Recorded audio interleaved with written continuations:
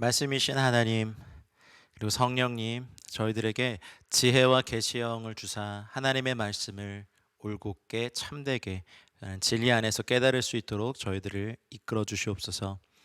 엠마오로 가는 두 제자와 동행하시며 모든 말씀을 풀어 주셨던 예수님, 그리고 우리 안에 우리와 함께 동행하고 내주하고 계시는 성령님, 하나님의 말씀을 깨닫게 하여 주시옵소서.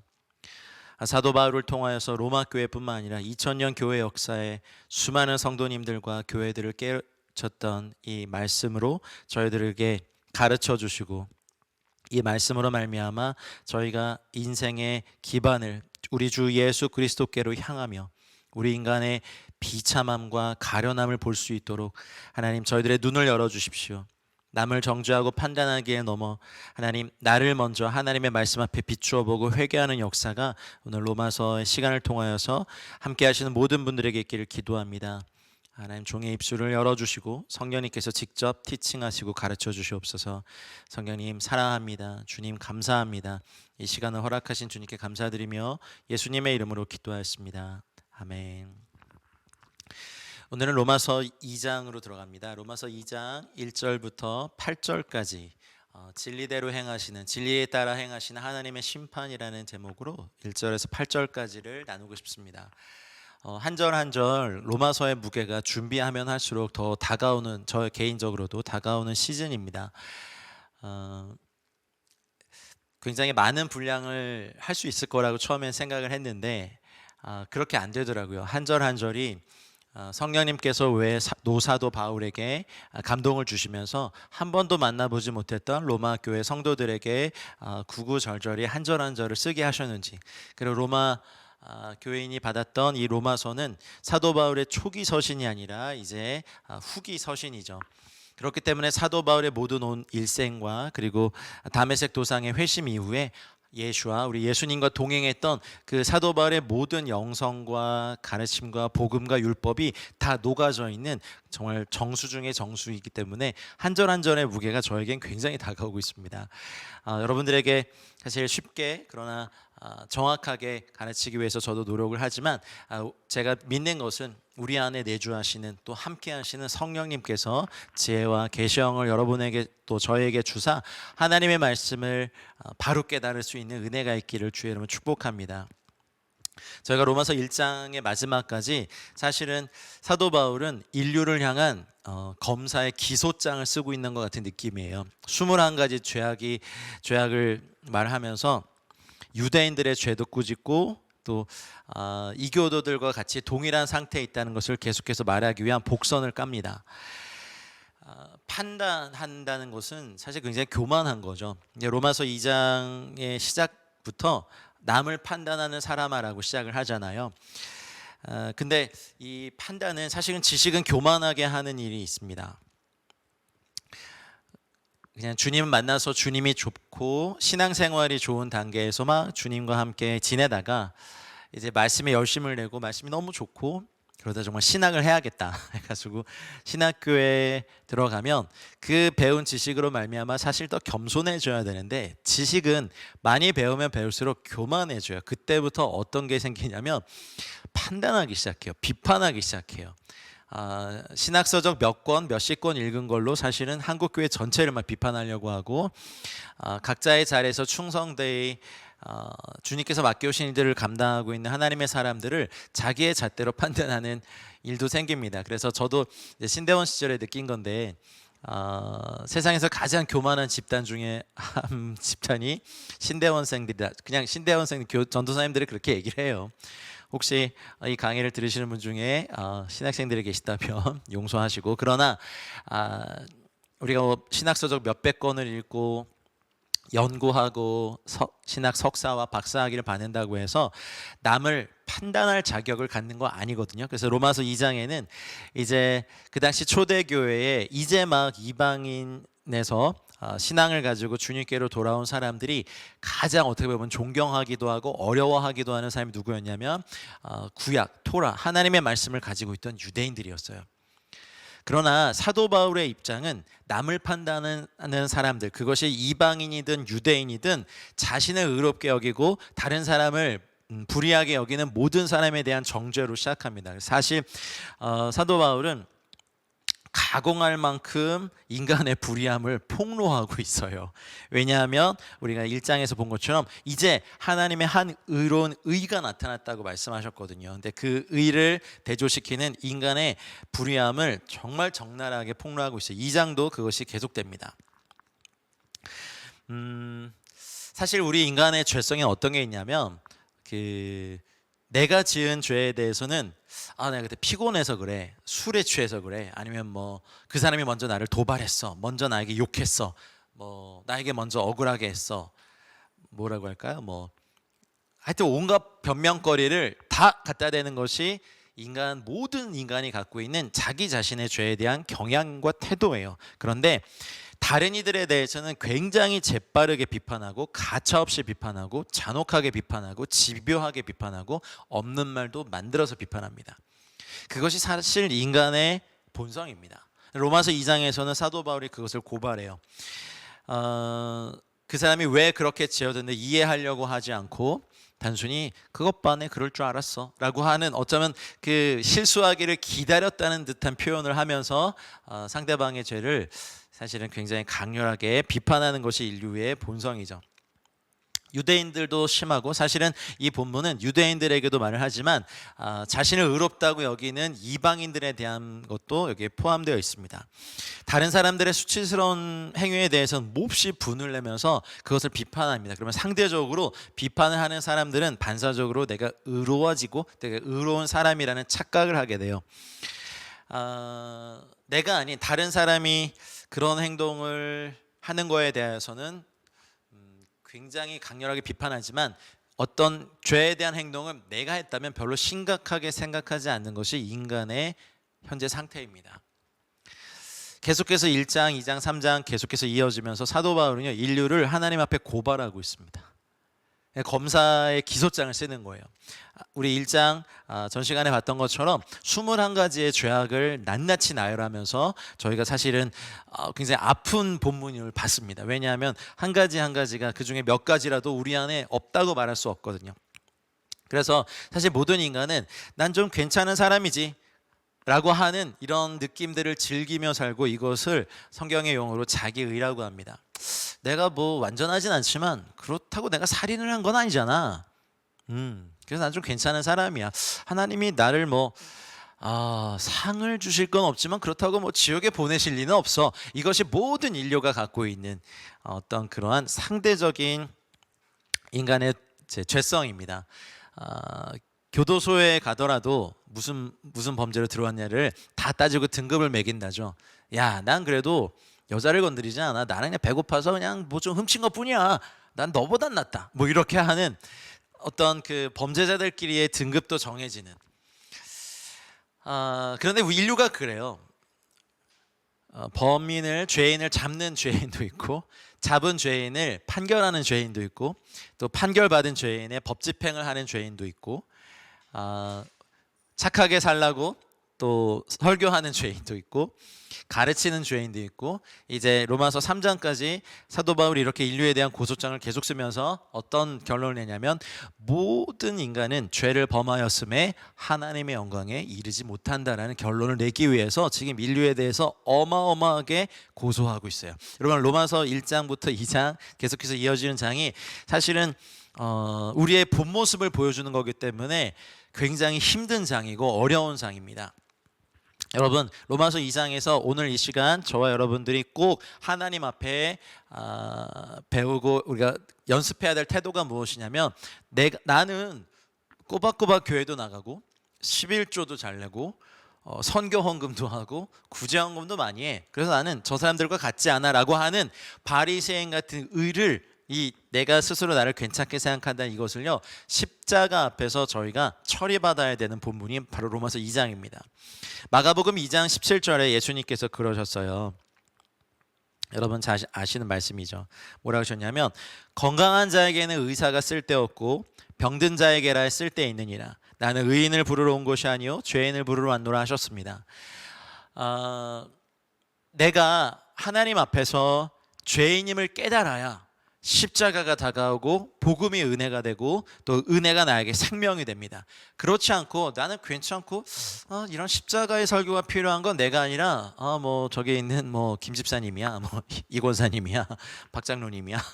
그러니까 나만 제외하고 다른 사람에 대해서 잣대를 대는 우리의 이 근본적인 성향을 이 로마서 2장에서 반드시 비추임 받고 이 실제를 직면하고 하나님 앞에 애통하고 이것들이 해결되는 말씀과 함께 우리가 바뀌어지는 은혜가 있길 축복합니다. 우리가 날마다 하나님 앞에 죄인임을 깨달아야 십자가가 우리가 은혜가 되고 은혜로 다가온 것이 생명이 되고 생명으로 내 안에 심겨진 것이 우리의 삶의 변화를 일으킵니다. 여러분, 건강한 자에게 의사가 쓸데없습니다. 그래서 주님이 의인을 부르러 온 것이 아니라 죄인을 부르러 왔기 때문에 우리 날마다 십자가 앞에서 고백해야 될 것이 있습니다. 주님, 나는 죄인입니다. 근데 억지로 고백하는 것이 아니라 날마다 내 자기 의를 십자가 앞에서 포기하고 하나님 앞에 내가 죄인임을 인정하며 나가는 거죠. 우리가 의가 가득한 상태라면요, 그리스도께 오지 않아요. 여러분, 전도해 보시면 알죠. 차라리 죄 많이 짓고 자기가 죄인인 걸 아는 분들은 전도가 쉬울 수 있어요. 그런데 법 없이도 살만한 분들이 있잖아요. 공부도 많이 하시고 착하게 살고 기부도 많이 하시고 우리보다 더 잘 사는 것 같아.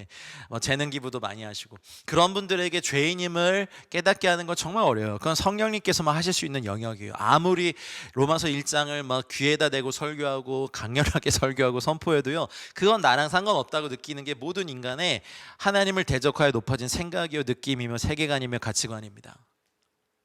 성령님이 이걸 깨기 원하시는 거예요.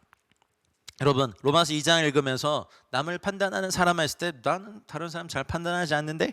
라고 할 때 제가 지금 말씀드리고 있는 거예요. 내가 상대적으로 나는 저런 걸 하지 않으니까 저 사람보다 내가 낫지 라고 하는 이 마음 자체가 남을 판단하는 거예요. 우리 모두는 하나님 앞에서 벌거벗은 것 같이 드러내서 우리가 죄인임을, 그래서 은혜가 필요한 사람임을, 날마다 주님의 도움이 필요하고 긍휼이 필요한 사람임을 날마다 십자가 앞에서 매 순간 고백할 수 있어야만 우리는 하나님의 은혜에 늘 동참하고 복음과 함께 살 수 있는 사람이 되는 겁니다. 그래서 로마서에서 계속해서 사도 바울이 할 목적이 있어요. 유대인이나 헬라인이나 이방인이나 다 죄 아래 있다. 온 세상이 다 하나님의 심판 아래 있다, 하나님의 진노 아래 있다는 것을 힘있게 한 절 한 절 정말 단어도 하나하나 고심하며 쓴 그 흔적이 남아있어요. 고발만 하고 끝내지 않아요. 죄가 있음을, 우리의 인류에게 죄가 있음을 입증하고 죄를 분명하게 하기 위해 이제 증거를 열거해요. 막 이렇게 1장부터 우리가 보잖아요. 모든 남자와 여자는 죄를 지어서 우리가 그걸 알아요. 죄책감이 있어요. 죄책이 있고 하나님 앞에서 핑계대지 못해요. 이미 하나님의 판단과 하나님의 결론은 뭐냐면 모든 인간은 스스로 자기를 구원할 수 없으며 모든 사람이 죄로 말미암아 구원해 주지 않으면 자기의 죄 가운데 저주 가운데 썩어 없어질, 정말 호흡의 가치가 있는, 정말 한숨의 호흡이 사라지면 그냥 흙으로 사라져버릴 아무런 가치 없는 인생이다가 하나님의 온 인류를 향한 결론이에요. 에덴 동산에서 우리가 선악을 알게 하는 나무의 죄를 짓지 않았다면 하나님 안에서 정말 완전한 모습으로 계속해서 살아냈겠지만, 그러나 죄가 들어오고 썩어진, 여러분 매일 이제 편안히 누우시는 그 침대나 잠자리에 음식물 쓰레기 봉지가 7개가 있으면 주무실 수 있으세요? 좀 이해가 좀 그렇긴 한데, 아니면 음식물 쓰레기 봉지가 21개가 있어요. 우리 그 로마서 1장에서 본 것처럼 어디를 가든 21개 봉지가 따라다녀요. 주머니에 넣었더니 음식물 쓰레기 우와 막 이렇게 나오고, 여기 넣었더니 막 생선뼈 나오고 썩는 거 나오고 곰팡이 핀 음식물, 마치 달고 다니는 거가 아니라 그런 것 모습 자체가 인류다라고 사도 바울은 힘주어 로마 교회에 말하고 있고, 이 로마서가 2000년 교회 역사에서 수많은 사람들에게 모든 인간의 죄 아래 있다가 얼마나 심각한 것인지를 알려주고 증거를 대고 있다고요. 그런데 우리가 1장부터 2장, 3장, 4장 계속 너무나 놀라운 복음이 나올 텐데, 우리가 성령님의 도움을 구하시지 않으면 나는 뭐 저 사람보다는 좀 괜찮지, 내가 선교사들처럼 뭐 다문화권 가서 복음을 못 전하지만 난 그래도 괜찮게 살아, 교회 여전도회 회장도 했지, 남전도회 회장도 하지, 교회 정책당회 내가 멤버이기도 하지, 내가 못도 하지, 괜찮지. 나는 이거요, 이거 다 하나님 앞에 쓸데 없습니다. 좀 잔인한 말 같지만 인간의 모든 의는 예수 그리스도가 아닌 의는요, 그 어떤 것도 쓸데없다라고 사도 바울은 열심히 로마서에서 계속해서 인간을 정죄하는데 이 기소장을 쓰고 있는 거예요. 그래야 우리에게 복음이 필요한 걸 아니까 계속 몰아가는 거예요. 음식물 쓰레기보다 더한 막 오물, 이렇게 대변 이런 걸 우리가 막 주렁주렁 달고 묻히고 막 바르고 막 먹고 막 이러고 사는 것이 인간이다. 근데 이런 상태는 씻겨지지 않은 상태, 난 괜찮거든 하면서 다이아몬드가 박힌 옷을 입고 막 2, 3억 원짜리 차를 타며 난 좀 괜찮지, 쟤보다 내가 덜 더러워 라고 하는데 하나님이 보시기엔 다 똑같은 진노 아래 있는 죄인이라는 것을 깨닫게 하기 위해서 로마서의 초반부를 힘주어 노사도는 말하고 있습니다. 제가 전달할 수 있는 전달력은 여기까지고, 이제 이 이후부터는 성령님이 저와 여러분들을 깨닫게 하시는 은혜가 있길 바랍니다. 말씀이 역사하실 수 있는 은혜가 있길 바랍니다. 그래서 바울이, 제가 몇 가지 좀 써드릴게요. 인류를 몇 개 집단으로 나눠서 각 집단을 하나씩 고소하는 것이 로마서의 초기예요. 첫째로는요, 로마서 1장 18절로 32절에 본 것처럼 우상숭배, 부도덕, 반인류적인 행동에 빠져있는 타락한 이방인 사회를 이미 정죄했어요. 여러분, 저희도 이방인이었어요. 한국민족 여전히 이방인이에요. 1000만 성도가 있다 하지만 나머지 4천만 이상이 아직 이방인 사회예요. 그래서 우리 이미 봤어요. 1장에서 얼마나 우상숭배, 21가지 죄악들, 반도덕, 반사회적 행동이 있는지 타락한 이방인 사회들을 봤죠. 두 번째로는요, 오늘부터 볼 로마서 2장 1절부터 16절까지의 이제 고도의 이제 윤리적 기준을 주장하는 사람들이 나와요. 그래서 그 기준들을 나만 빼고 자신을 제외한 모든 사람에게 적용시키는, 뭐라고 얘기할까요? 비판적인 도덕론자들에 대해서 고소합니다. 이제 여기에는 유대인과 이방인이 다 포함돼요. 고소하는 거예요. 다 죄 아래 있고 다 하나님의 진노 아래 있다. 유대인들도 똑같다. 유대인들은 더하다. 너희들은 말씀을 알고 빛과 계시의 빛이 있는데도 너희는 이렇게 행하지 않냐. 너희가 더 악하다라고 대놓고 이제 비판해요. 세 번째 어떤 집단 하냐면 로마서 2장 17절부터 3장 8절까지 하나님의 율법에 대한 자신들의 지식을 자랑하지만 그것에 순종하지 않는 자기 과신적인 유대인들을 비판합니다. 고소합니다. 네 번째는 로마서 3장 9절부터 20절까지인데 인류 자신을 포함한 인류 전체를 포괄해서 우리가 모두 죄인이고 하나님 앞에 핑계댈 수 없다고 결론을 내리는 것입니다. 로마서 1장 3장은요 계속해서 사도 바울이 인류를 고소하고 있어요. 그래서 하나님의 한 의가 나타나는 것, 하나님의 자비로운 의가 계시되었다는 것, 이 두 개의 위대한 단원 사이에서 바울은 인간의 불의함을요 조목조목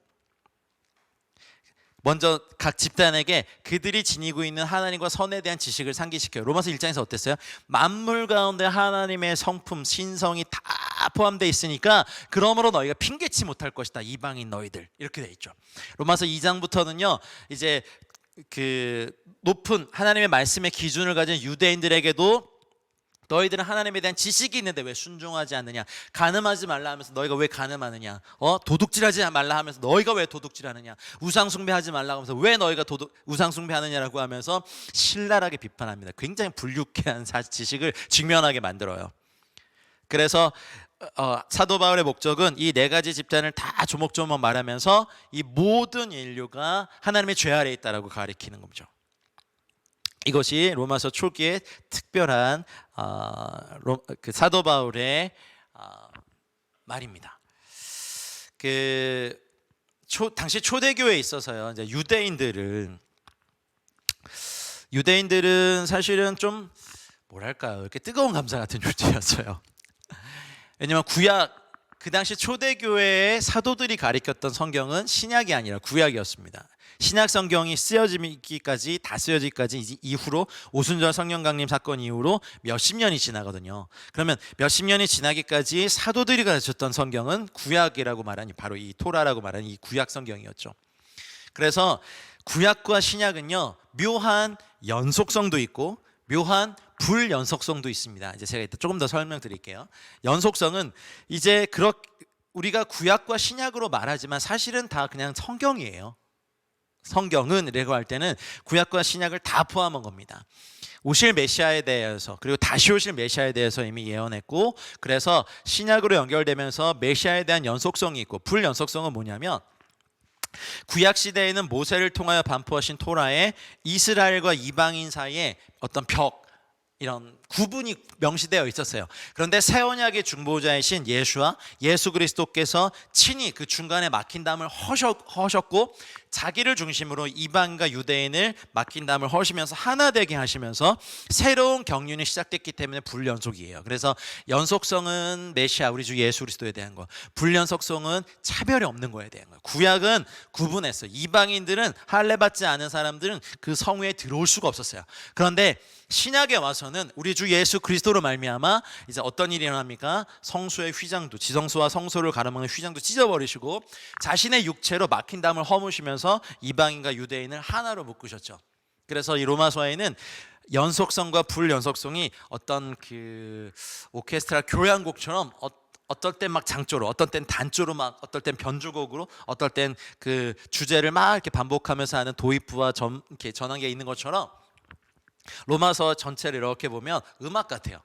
구약에서부터 이렇게 흘러오는 하나님 나라의 이런 멜로디와, 그러나 신약에서 또다시 새롭게 시작된 이 멜로디에 앞서 있던 멜로디가 합쳐지면서 새로운 곡들을 하는, 그래서 굉장히 묘한 연속성과 불연속상의 사도 바울 안에서 흐르고 있는, 그러니까 자기는 유대인으로서 연속성상에 있지만 이방인의 사도로 부르심을 받아 또 다른 불연속성, 그리고 이제 예수 그리스도 안에서는 이방인과 헬라인이, 유대인과 헬라인이 차별이 없고, 그리고 다 한 형제요 자매요, 종이나 자유자, 그 대신 실제로 노예들이 있었으니까 다 차별이 없는 하나된 모습이다라고 말하는 것이 있죠.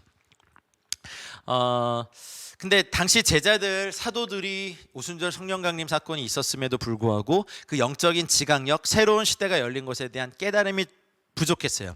그래서 주님께서는 그 문제에 대해서 사실 으뜸 사도인 수제자인 베드로를 가르치실 필요가 있었어요. 사도행전 10장에 잘 아시는 사건이 나오죠. 환상이 나오죠. 베드로가 이제 기도할 때 또 이렇게 황홀한 중에 하늘이 열리면서 이제 그릇이 내려오죠. 그게 이제 보자기 같기도 하고, 내 귀를 메어서 땅에 들였는데 그 안에 딱 각종 네 발 가진 짐승들, 기는 것, 공중에 나는 것들이 있어요. 근데 그때 주님이 직접 가르치세요. 베드로야, 일어나 잡아 먹어라 하니까, 자기가 그 구약을 살았잖아요. 그 토라에서 배웠던 부정한 음식들이 거기 다 있거든요. 그러니까 주여, 그럴 수 없습니다. 속되고 깨끗하지 아니한 것을 내가 결코 먹지 않겠습니다라고 하니까 두 번째 소리가 있었어요. 하나님께서 깨끗하다 하신 것을 왜 네가 속되다 하느냐라고 하면서 이 그 으뜸 사도인 베드로의 이 사고 방식을 바꾸려는 주님의 직접적 티칭이 환상을 통해서 막 이렇게 옥신각신하고 있었어요. 그래서 베드로가 하나님 직접 보여주신 환상이니까 이게 무슨 뜻이지? 라고 막 고민하던 차에 누가 왔습니까? 마침 고넬료가 이 시몬을 찾아오죠. 사람을 보내서. 그리고 베드로가 이방인에게 갑니다. 그리고 반신반의하면서 그들에게 예수님을 전했는데, 자신들에게 임했던 성령님이 그들에게 임하는 것을 베드로에게 똑똑히 보여주셨어요. 근데 사람의 지각력에 한계가 있잖아요. 저희도 뭔가 변화가 되게 어렵잖아요. 익숙한 곳에 머물러 있으려고 하고. 그래서 사도 바울은 이방의 사도로서요, 이때부터 사실은 고넬료 사건 이후에, 물론 예루살렘 총회도 열리지만 이때 이후에 사도행전의 뒷부분은 이제 사도 바울, 이방인 선교를 위해서 나가는 사도 바울에게 초점이 바뀝니다. 그리고 물론 베드로도 열심히 사역을 하죠. 나중에 베드로도 이방인들에게 전했지만 베드로의 주된 사역은 유대인들에 대한 것이었습니다. 사도 바울은 이것을 처음부터 알았어요. 그래서 고린도전서 12장 13절 말씀에 보면 우리가 유대인이나 헬라인이나 종이나 자유자나 다 한 성령으로 세례를 받아 한 몸이 되었고 또 다 한 성령을 마시게 하였느니라. 사도 바울에겐 이것이 있었어요.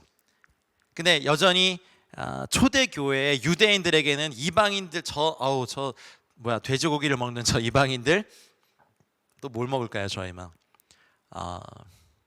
돼지 껍데기 먹는 저희들 매기 매운탕 끓여 먹는 저희들 또 뭐 먹나요 저희들?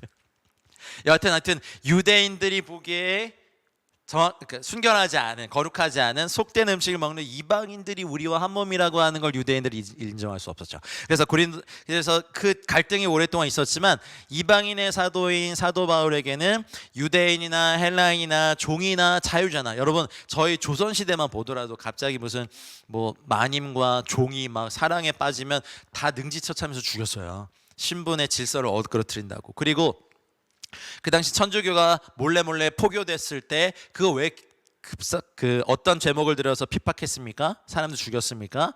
그 질서를 무너뜨린다고. 그런데 로마도 마찬가지였어요. 노예나 자유자나 귀족이나 평민이나 다 그리스도 안에서 한 성령으로 세례를 받아 한 몸이 되었고 한 성령을 마시게 되었다는 것은요, 이건 혁명 중에 혁명인 거죠. 그리고 갈라디아서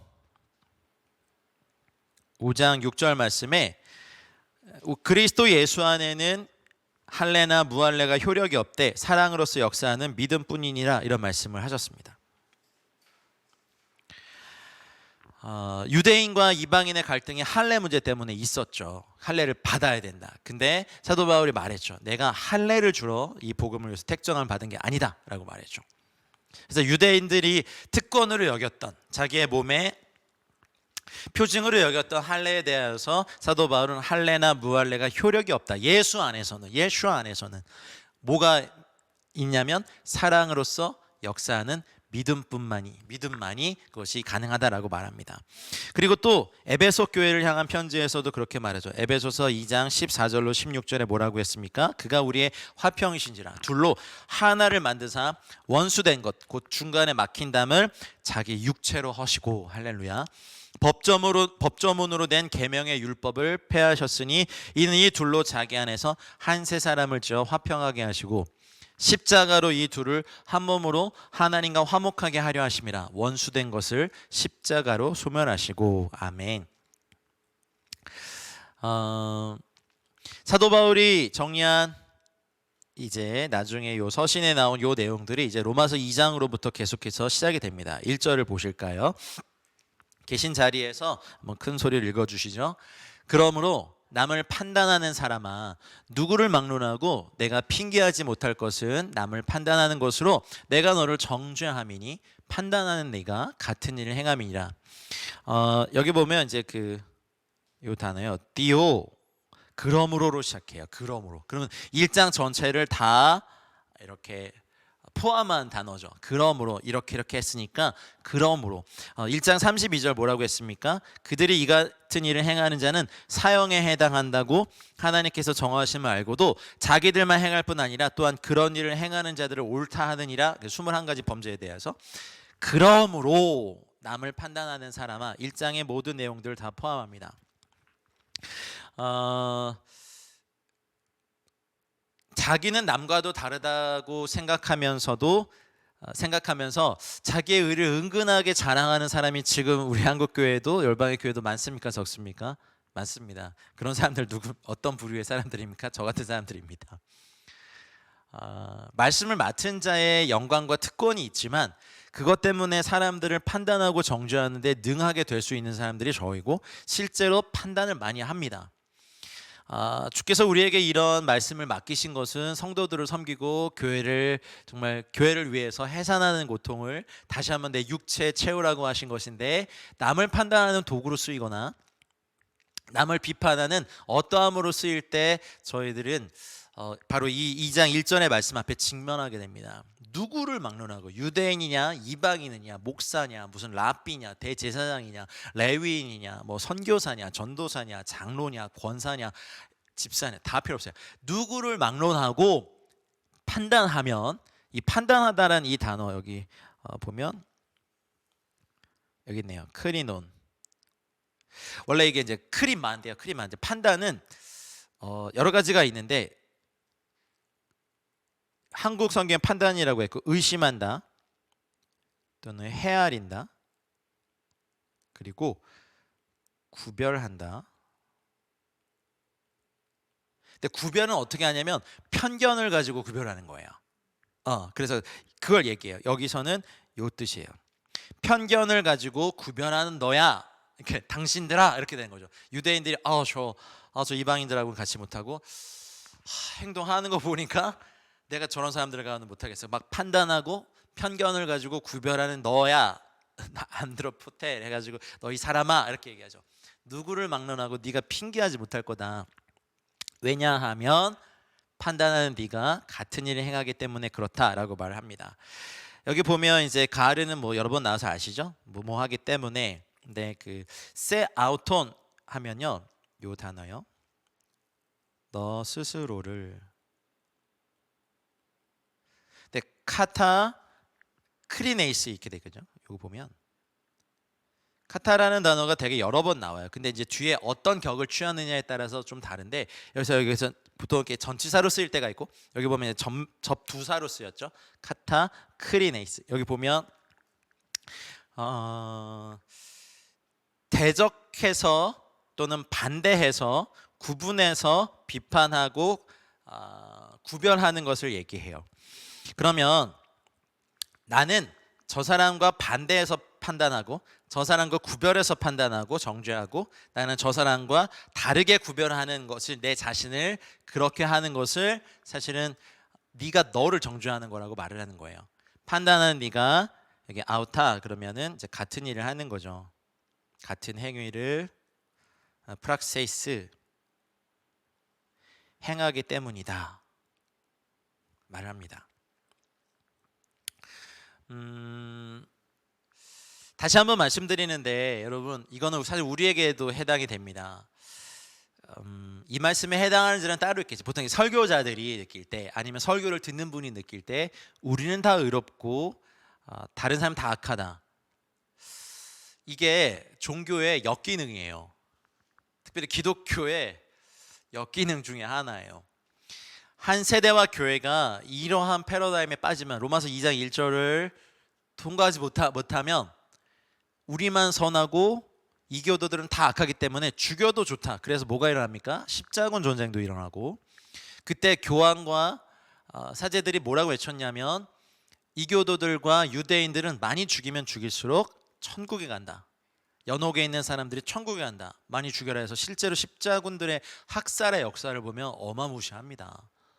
십자가를 들고 가서 그리스도의 사랑으로 그들에게 복음을 전한 것이 아니라 마을에 모아놓고 몰살시켜버리고 불태워 죽이고 그거 보면 참 교회에 정말 부끄러운 역사예요. 그러니 종교개혁을 하나님이 일으키실 수밖에 없어요. 여러분 지금도 조심하셔야 할 것은 사실 참 조심스러운 얘기인데 보수 정권이든 진보 정권이든 인간의 정권에는요 반드시 한계가 있고 장단점이 있고 공과 과가 있습니까 없습니까? 있습니다. 그런데 로마서 2장 1절을 어떻게 보면은 레마가 되지 못한 분들의 사고방식 안에는 내가 지지하는 사람들이 절대적으로 옳다라는 어떤 도그마에 사로잡혀 버려요. 편견과 그 가치체계에 사로잡혀 버린다고요. 그리고 설교를 많이 하는 저 같은 사람은요 나만 의롭고 다른 사람은 다 불의하다고 생각하기에 쉬울까 어려울까 되게 늘 그런 거와 많이 싸워요. 이해하실라나요? 막 선교만을 막 외쳐. 선교 동원가요. 그러면 선교에 사람들을 동원해 주지 않는 교회와 공동체를 되게 쉽게 비판할 수 있는 오류에 빠진다고요. 거룩을 막 외쳤어요. 거룩을 외치고 순결함과 정결함을 막 외치고 성도를 외쳤지만 사실 그런 분들이 사실은 다른 사람이 이해하지 못할 어떤 스캔들에 갑자기 빠졌을 때 왜냐하면 빛을 너무 강조하다 보니까 빛이 강하면 어둠이 강해요 약해요? 강하죠. 근데 이 어둠도 들여다보지 못하게 되면 그렇게 돼요. 그래서 나를 들여다볼 때 빛으로만 들여다보는 것이 아니라 내 어둠도 들여다보면서 내가 나를 정죄하면서 하나님 앞에 내가 회개해야 돼요. 그렇지 않으면 나 빼고는 다 다 불의하고 다른 사람들을 정죄하고 결국 그 정죄와 판단으로 제가 나중에 하나님의 진노를 쌓게 되는 거죠. 유대인들은 이방인들을 판단하는 자기 의를 자랑했었습니다. 실제로 그 이방인들의 행실을 판단했습니다. 어쩌면 지금 교회에서 그런 일이 일어나죠. 그냥 너무 힘들고 어려워서 너무 인생에 고단한 일을 많이 겪어서 교회에 뭐 제대로 된 옷도 잘 못 입고 머리도 헝클어져서 울면서 갔다고 칩시다. 그러면 사정을 알기 전에 교회 오는데 왜 저렇게 옷을 입고 와? 라고 판단이 너무 쉽게 돼요. 우리는 그 어떤 그 신문에 만화에서 봤는데 제가요 그 한 컷 만화 이런 거 있잖아요. 예수님이 교회에 계시다가 나가시면서 그러시더라고요. 다 깨끗하게 입고 막 이렇게 반짝반짝거리면서 입은 막 뭐 명품 가방에 이만한 목걸이에 막 이런 거 입은 사람들 사이에 이렇게 있다가 예수님 나가시면서 막 장의자의 사람들은 다 앉아 있는데 나가니까 사람들이 불편하게 보잖아요. 그러니까 예수님이 그러세요. 미안합니다. 교회인 줄 알고 왔어요. 이렇게. 씁쓸하더라고요. 세상의 언론이 교회를 그렇게 그렸더라고요. 그리고 나서 예수님이 거리에서 죄인들과 있는 모습 그대로 그들을 용납하시고 사랑해 주시는 그림을 또 그렸더라고요. 근데 우리 신앙이 또 보수적이면 보수적일수록 하나님의 사람들과 공동체들을 판단하는 죄에 많이 빠지고 어르신들 나 때는 말이야 이런 거 그런 거 참 하지 말아 주십시오. 쉽게 젊은이들 판단하는데 어르신들 젊은 시절도 한번 생각해 보세요. 그들보다 더 정신 못 차리지 않았을까요? 전 그렇습니다. 아직 저도 젊지만 그런 생각이 들어요. 지금의 20대요 너무 힘들어요. 소망이 보이지 않아요. 취업 아예 뭐 사람을 안 뽑는데요. 그리고 상대적인 박탈감 얼마나 크다고요. 예전에 저희 어르신들, 저희 아버님 세대, 할아버지 세대는 열심히 저축하고 노력하고 하면 집 살 수 있어. 지금은 아예 처음부터 이번 생은 글렀어 이러면서 그냥 그런 청년들 만나는데 짠하고 젊은이가 패기도 없고 뭐 열정도 없고 도전도 안 하고 우울하기만 해서 그냥 자네 자식이 말이야 그냥 젊은이가 말이야 이렇게 비판하고 정죄하기 전에 그들을 좀 따뜻하게 안아주시길 바랍니다. 좀 말이 샜는데 여러분 유대인들과 이방인들이 근본적으로 다르다라는 것 때문에 사도 바울이 사실 이 서신을 썼지만 그들의 의에 대한 분노가 있었어요. 아니다. 예수님 안에 유대인이나 헬라인이나 다 똑같다. 다 죄인이다. 모든 사람이 다 죄를 범했다. 이제 3장에 가면 그 결론을 내요.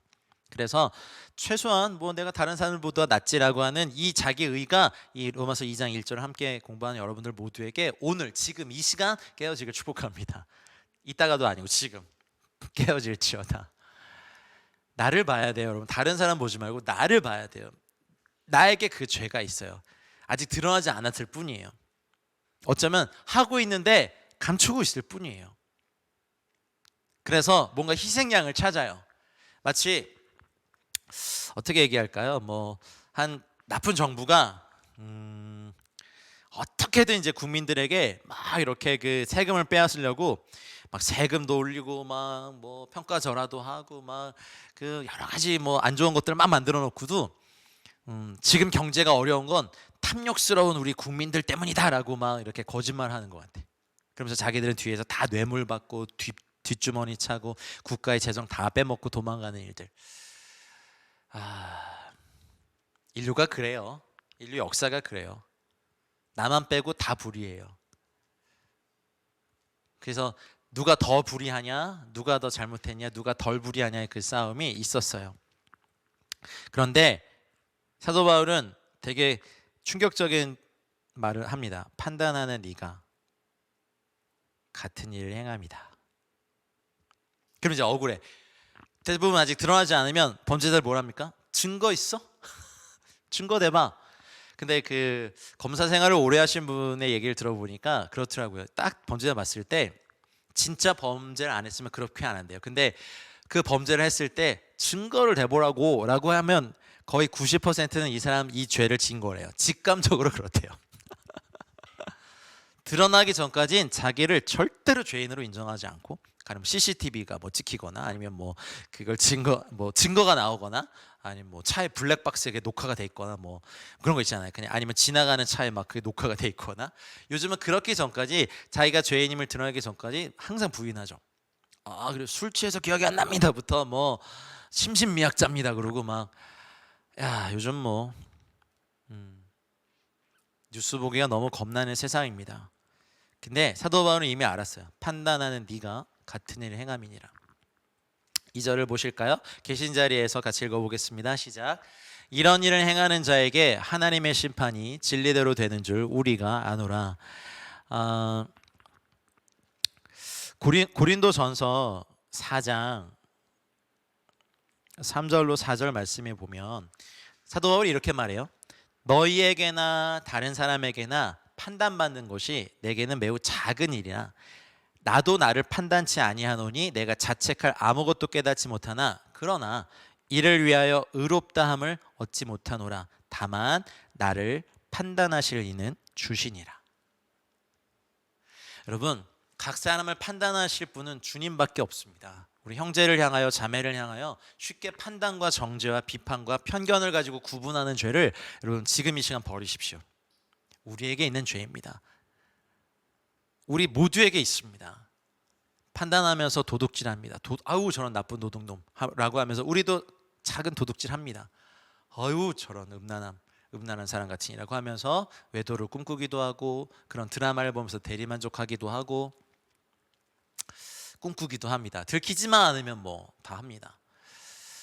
그게 다 우리 안에 있는 죄입니다. 그게 인류의 모습입니다. 여러분 하나님의 심판이 이를 때 하나님은요 이게 오늘 되게 2절의 중요한 단어인데 카타 알레세이안 여기서 이제 전치사로 쓰였어요. 뭐뭇을 따라서 알레세이아 진리를 따르는데 알레데이안 하면 이제 목적격을 취하기 때문에 진리를 따라서 하나님의 심판이 된다라고 말하죠. 사무엘상 16장 7절에 보면 그 다윗의 이제 또 사울이 범죄했을 때 이새의 집에 가서 이새의 아들들을 쭉 봤을 때 마음에 드는 아들이 있었단 말이에요. 그때 여호와께서 사무엘에게 뭐라 하셨냐면 그의 용모와 키를 보지 말아라. 내가 이미 그를 버렸노라. 내가 보는 것은 사람과 같지 아니하니 사람은 외모를 보거니와 나 여호와는 중심을 보느니라 하셨습니다. 사람에 대해서든 사물에 대해서든 하나님은 겉모습으로가 아니라 실상으로 심판하시는데 하나님의 심판 기준은 이 단어 알레세이안 진리입니다.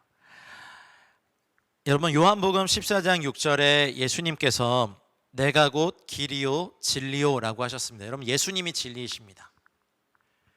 아멘이십니까?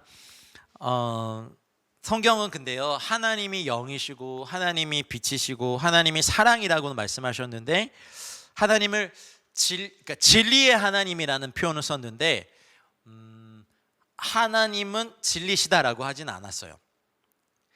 예수님도 요한복음 17장에서 기도하실 때 아버지여 아버지의 말씀으로 거룩하게 하옵소서 하나님의 말씀은 진리이십니다.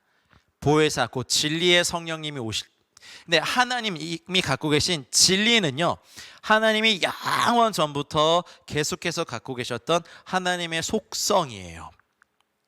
절대적이고 무한한 진리는요 하나님의 고유한 속성이에요. 그래서 하나님은 진리이시기 때문에 진리대로 심판하십니다. 여러분 우리가 나면서부터 열심히 공부하는 지식은 진리가 아니에요. 지식은 시대에 따라서 또 과학 문명의 발달에 따라서 바뀌어요. 천동설을 굳게 믿고 있었던 시대가 있었습니다. 지구를 중심으로 우주가 돈다. 그때 코페르니쿠스인가요? 지동설을 주장한 학자에 대해서 그때 그 죄목이 뭐였어요? 신성모독이었어요. 어디 감히. 지식은 그 당시 모든 지식인들은 천동설을 믿고 있었고 어떤 시대는 지구가 네모나다고 믿고 있었고 바다 저편 어딘가로 가면 깎아지른 곳에서 다 떨어져 죽는다 이런 거 있었고 굉장히 많은 잘못된 지식들 그리고 우리가 어렸을 때부터 와 해가 동쪽에서 뜨네 이거 지식으로 배웠는데 알고 보니까 해는 가만히 있고 지구가 도는 거였어요. 지식은 진리가 아닙니다. 여러분 전공 과목들 대학에서 공부하고 사회 나가자마자 또 바뀌잖아요. 계속 공부해야 되잖아요. 여러분 지식은 진리가 아니에요. 진리는 하나님 아버지의 말씀,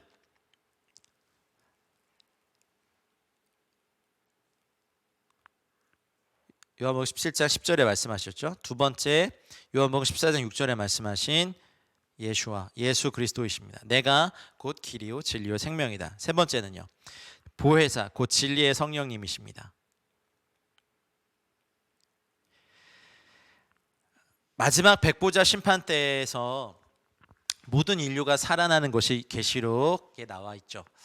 근데 그때 아마 많은 사람들이 그렇게 얘기할 거예요. 각 시대에 진리라고 믿었던 지식과 문화, 법규가 있을 거예요. 어떤 시대는 뭐야, 나는 아내를 4명이나 거느려도 됐었어요. 우리 시대 때는.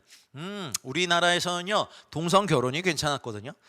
나는 개랑도 결혼해도 된다고 법이 나를 보장해줘서 난 개랑 살았어요. 이러고 얘기하고, 가령 이슬람 국가에 살았던 분들은 아마 그런 얘기를 하겠죠. 우리나라에서는 여자는 잘못하면 죽여도 돼요. 그래서 내가 많이 죽였어요. 내가 뭘 잘못했어요? 네. 아마 이런 수많은 인간들의 변명과 논리와 자기 의들이 쏟아져 나올 거예요. 그런데 그때 뭐가 기록됩니까? 이제 각 사람의 행위가 기록된 책이 펴지고, 생명책에 기록되지 않은 사람들은 각 사람의 행위와 말에 따라서 이제 심판을 받게 됩니다. 이것이 하나님의 무서운 심판입니다. 나 죽어서 바람대리, 그거 멋있어 보이지만 아니에요. 결국 모든 사람들은요 다시 살아나게 돼요. 영생은 유일하신 참 하나님과 그가 보내신 자 예수 그리스도를 아는 거예요. 영생이 단순히 말 그대로 언어의 뜻 자체로 영원히 사는 것이라면요 모든 인류는 다 영생을 가졌어요. 그런데 그 영생이 아니에요. 영생은 유일하신 참 하나님과 그가 보내신 자 예수 그리스도를 아는 것이 영생이에요. 아멘. 그래서 마지막 때 이 영생을 소유하지 못하고 죽었던 사람은 바다도 그 가운데 죽은 자를 토해내고 음부도 그 가운데 죽은 자를 토해내면서 하나님의 백보자 심판대 앞에 서서서 그때는 각자 진리라고 믿었던 지식들과 이론들과 법이나 논리들을 하나님 앞에 막 댈 거예요. 우리나라에서는 동성결혼이 죄가 아니었어요. 하나님 왜 이걸로 날 심판하세요? 자격 없으세요. 이랬을 거예요. 근데 하나님의 진리는 시대가 바뀌어도, 문화가 바뀌어도, 민족이 바뀌어도, 역사가 바뀌어도, 환경이 바뀌어도 어제나 오늘이나 영원토록 동일하십니다. 여러분 율법을 만홀히 여기시면 안 돼요. 그건 하나님의 양심의 법이에요. 예수님이 오셔서 그 율법의 범죄에 보응해서 우리를 해방시켜 주신 것이지, 여러분 그래서 은혜인 것이지 하나님의 율법을 무시해도 된다는 거 아니에요. 복음은 왜 우리가 은혜를 더 느끼냐면 그 율법을 다 공부해 보니까 알고 나니까 우리는 다 죽을 수밖에 없고 저주 아래 있는 존재인데, 이것을 우리가 받지 않고 예수님이 대신 받아 주셔서 십자가의 은혜로 살아날 수 있음을 보니까 우리 복음인 거예요. 그래서 여러분 구약 절대 무시하시면 안 됩니다. 그것은 양원 전부터 하늘 아버지께서 갖고 계신 그분의 양심의 법이라고요. 감히 인간의 지식자라고 철학자라고 제국을 넓은 영토를 정복했던 왕이라고 예수님이라고 신학자라고 하나님 앞에 감히 그 기준을 어길 수 없다고요.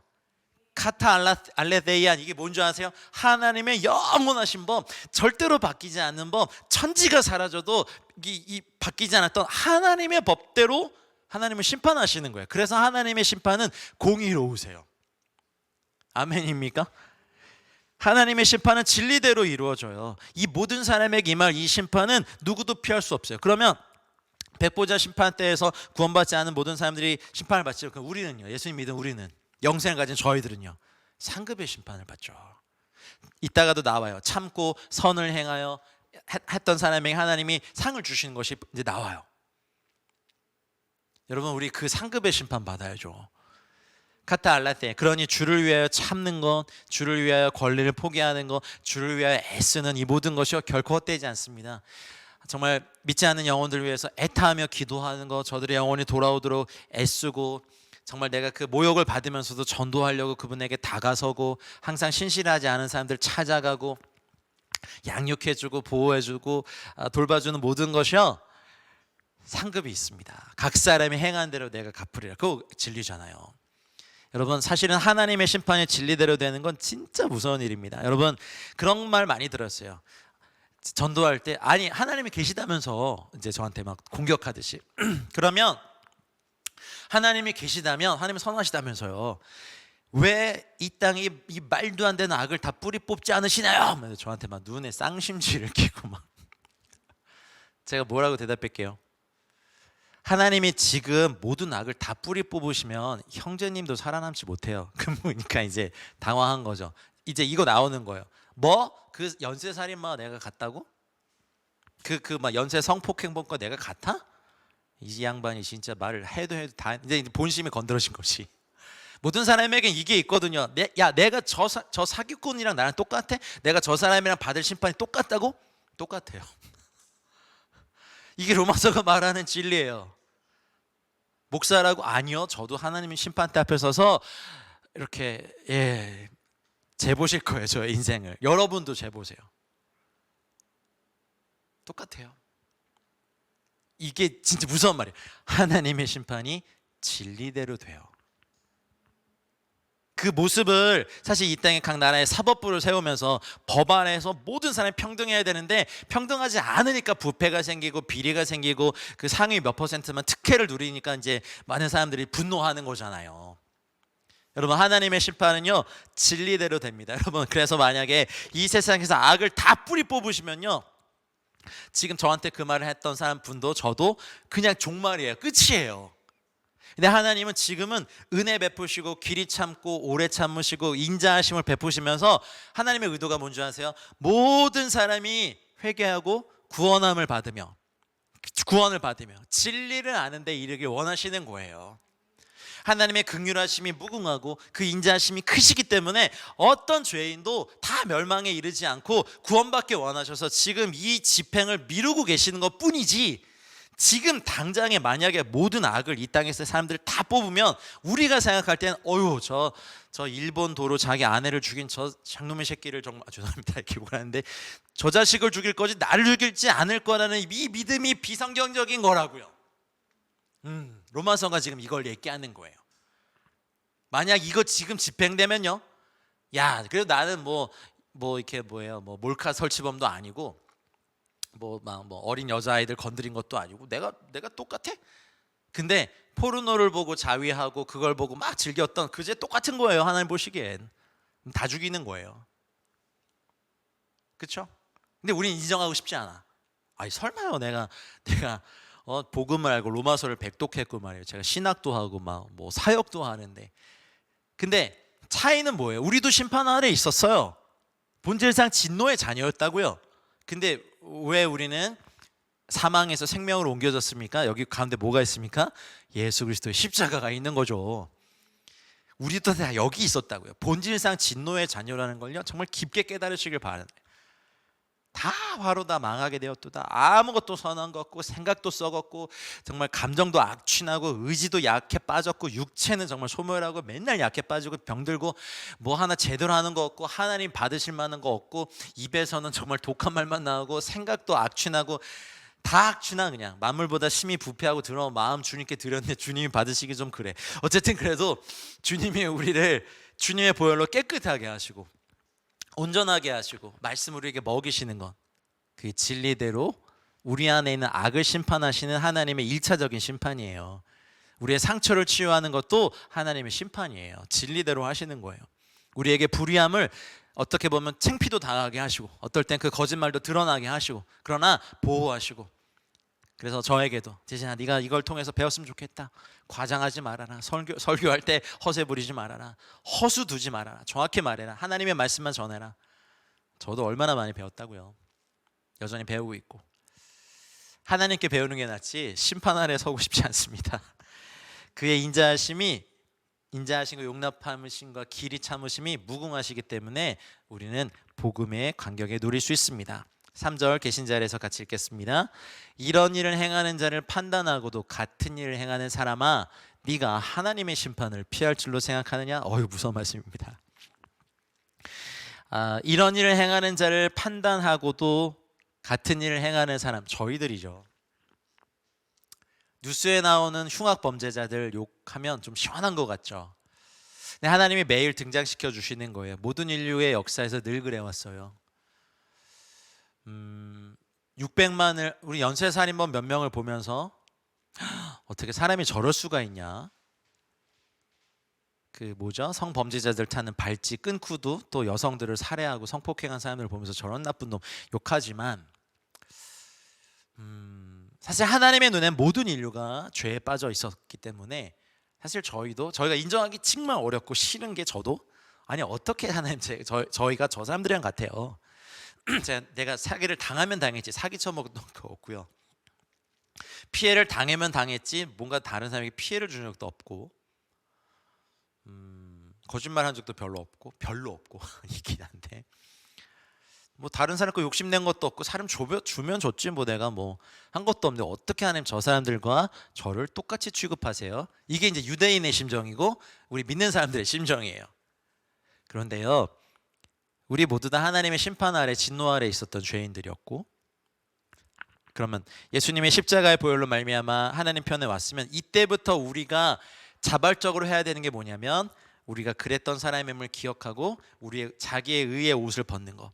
이게 회복이 되면 우리의 내면의 심리상 내가 죄인임을 인정하는 것이 어려워져요. 그래서 복음과 멀어지게 돼요. 제가 1장에서 말씀드린 것처럼. 왜 우리는 복음에서 늘 멀어질까? 저도 많이 고민해보고 나는 왜 또 멀어져 있나? 왜냐하면 은사도 나타나요.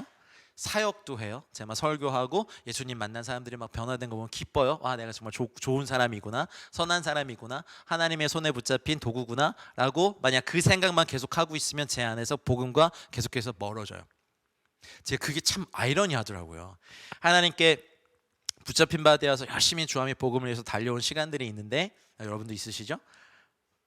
근데 그럴수록 어떨 보면 당연하게 느껴지는 것들이 있어요. 기도했을 때 하나님 회복하시는 거, 치유하시는 거, 예수님 만나고 사람들이 바뀌는 것이 너무 좋은 일인데 언젠가부터 저게 너무 당연하다 보니까 제가 감격이 다 사라지고 네 그냥 할렐루야 이 정도만 하고 넘어가요. 예전에 와 저도 막 같이 기뻐하고 와 정말 너무 좋다 막 저도 같이 눈물 흘리고 그랬는데 그게 뭐냐면 자기 의의 옷을 스스로 이 위에다 많이 입고 있어요. 은사의 옷, 사역의 옷, 선교사라는 직함의 옷, 목사라는 옷, 뭐 신학 공부의 옷 막 이렇게 입다 보니까 계속해서 제 맨살을 주님께 이렇게 보여드리면서 제가 죄인임을 하나님의 심판 아래 있었던 존재임을 자꾸 망각하더라고요. 그러다 보면 횡령도 하고 세습도 하고 스캔들도 일으키겠죠. 진리와 타협하게 비진리와 타협하게 되겠죠. 그리고 나의 킹덤, 하나님의 나라가 아니라 마이 킹덤을 세우겠죠. 내 왕국을 세우겠죠. 무례하겠죠. 성도들에게 아무렇게나 막말하겠죠. 그게 우리가 계속 복음을 만나야 되는 저희들의 모습이에요. 이런 일을 행하는 자를 판단하고도 같은 일을 행하는 저희들의 모습이에요. 우리 모두 다 하나님의 심판대에 서야 돼요. 이방인들의 범죄가 더 겉으로 드러났다고 해서 유대인들이 더 의로운 것도 아니에요. 예수님께서 그거를 무참히 깨셨죠. 마태복음 23장 27절 28절에 화 있을진저, 와 진짜 무서운 말씀하셨어요. 외식하는 서기관들과 바리새인들아, 너희는 회칠한 무덤 같아. 겉으로는 아름답게 보이나 그 안에는 죽은 사람의 뼈와 모든 더러운 것이 가득하도다. 이와 같이 너희도 겉으로는 사람에게 옳게 보이되 안으로는 외식과 불법이 가득하도다. 이것이 어쩌면 크리스찬들의 죄예요. 저희들의 죄라고요. 그래서 이 로마서를 통하여서 저희들을 봤으면 좋겠어요. 나를 봤으면 좋겠어요. 하나님의 말씀의 잣대가 다른 사람을 향한 게 아니라 나를 향하고 우리를 향하고 성령님께서 나에게 너는 이런 존재다. 막 겉을 으리으리하게 막 무덤을 만들어 놨지만 그 안엔 죽은 사람의 뼈와 온갖 구데기와 썩는 것과 더러운 것이 가득한 것이 우리의 모습이니까 하나님의 심판을 피할 수 없었어요. 그런데 예수님의 십자가로 말미암아 우리는 이것을 피할 수 있게 됐죠. 그래서 마태복음 5장 27절로 30절 같은 말씀에 예수님 뭐라 하셨냐면 간음하지 말라 하였다는 것을 너희가 들었으나 난 너에게 이르노니 음욕을 품고 여자를 보는 자마다 마음에 이미 간음했다. 그래서 오른 눈이 너로 실족하게 하거든 패어버려라. 백체 중 하나가 없어지고 온몸이 지옥에 던져지지 않는 것이 유익하며 만일 너의 오른손이 너로 실족하게 하거든 찍어내버려라. 너의 백체 중 하나가 없어지고 온몸의 지옥에 던져지지 않는 것이 유익하다. 마태복음 10장 28절이 이 하나님의 심판을 가장 잘 나타내는 구절이에요. 오직 몸과 영혼을 능히 지옥에 멸하실 수 있는 분을 마땅히 두려워해라. 이 땅에서 우리 또 이슬람권의 성도들, 탈레반 정권 하에 IS 안에서 육체의 죽음을 당할 수 있지만 우리가 결국 궁극적으로 승리할 수 있는 것은 육체만 죽이고 영혼을 죽일 수 없는 저들을 무서워하는 것이 아니라 몸과 영혼을 능히 지옥에 멸하실 수 있는 분을 두려워하는 것. 그래서 경외하고 악에서 떠나고 선한 일을 하고 공의를 행하며 인자를 사랑하며 겸손히 하나님과 같이 행하는 것. 그것이 하나님의 심판을 피하는 길입니다, 여러분. 원래 심판의 대상이었고 멸망의 판결이 내어졌고 형 집행 전에 우린 사면을 받은 존재입니다. 이것이 구원과 죄사함의 기쁨입니다.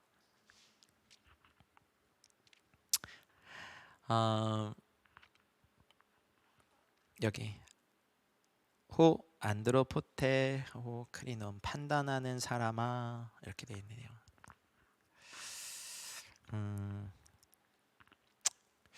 그냥 요 단어 토 크리마 여기 이제 관사고 크리마 심판 투데오 하나님의 심판을 피할 줄로 생각하느냐. 피할 수 없어요. 몇 가지 말씀을 더 드릴게요. 마태복음 12장 37절에 너의 말로 의롭다함을 받고 너의 말로 정죄함을 받으리라. 그렇다면 이 3절 로마서 2장 3절의 말씀과 연결되죠. 다시요. 너의 말로 의롭다함을 받고 너의 말로 정죄함을 받으리라. 그럼 판단의 말을 계속했다면 그 판단의 말이 결국 나를 정죄해요. 언제? 심판의 날에. 하나님의 심판의 날에. 그래서 여러분 우리가 이 입에 정말 파수꾼을 세워주시고 입을 열 때마다 생명의 말, 살리는 말, 은혜의 말들이 나가고 하나님 내 내면을 깨끗하게 청소하시고 씻어주셔서 독한 말, 시기하는 말, 부정적인 말, 내가 듣고 자란 말들이 다 뽑혀지고 하나님의 말들이 심겨지도록 그러니까 우리가 계속해서 기도해야 됩니다. 마태복음 이 앞절이죠. 마태복음 12장 36절에 같이 읽고 있네요. 내가 너에게 이르노니 사람이 무슨 무익한 말을 하든지 심판 날에 이에 대하여 신문을 받으니. 그러면 이 3절의 말씀이 딱 와닿으시죠. 다른 사람을 심판한 그 말이 결국 나를 심판하게 돼요. 다른 사람을 그 의롭다 칭찬하고 격려한 말로 내가 의롭다함을 받고 또 정죄했던 말로 판단했던 말로 내가 정죄함을 받으니까 이 로마서 2장 3절의 말씀처럼 저희 모두가 우리 자신을 봤으면 좋겠습니다. 아멘. 똑같은 죄를 행하는 너희들아. 자 4절로 갑니다. 같이 읽겠습니다. 혹 내가 하나님의 인자하심이 너를 인도하여 회개하게 하심을 알지 못하여 그의 인자하심과 용납하심과 같이 참으심이 풍성함을 멸시하느냐 이렇게 돼 있어요.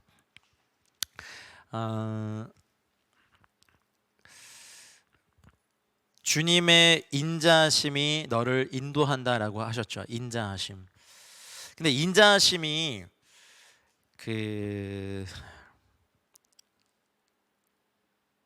인도하니 악에 인도하다.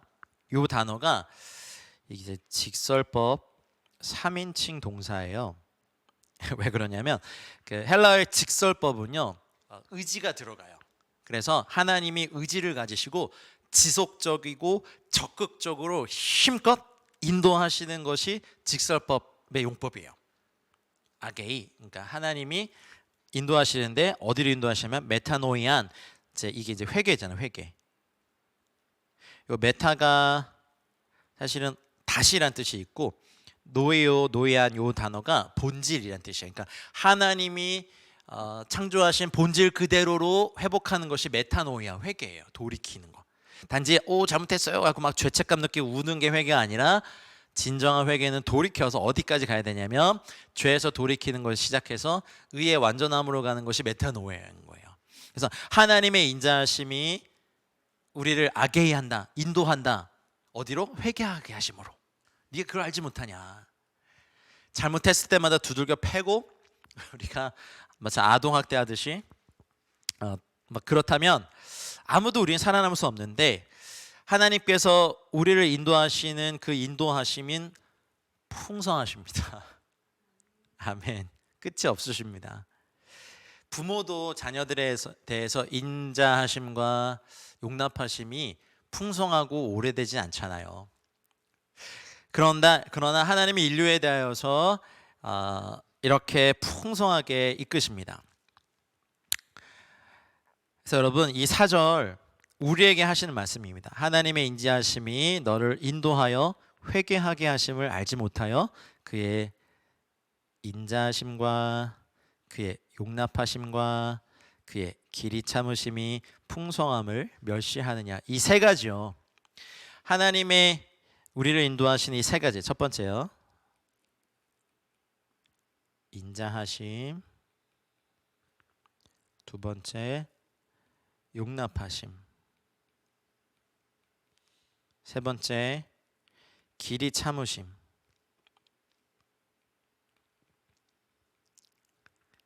이것이 하나님의 사랑의 3단계 내용입니다.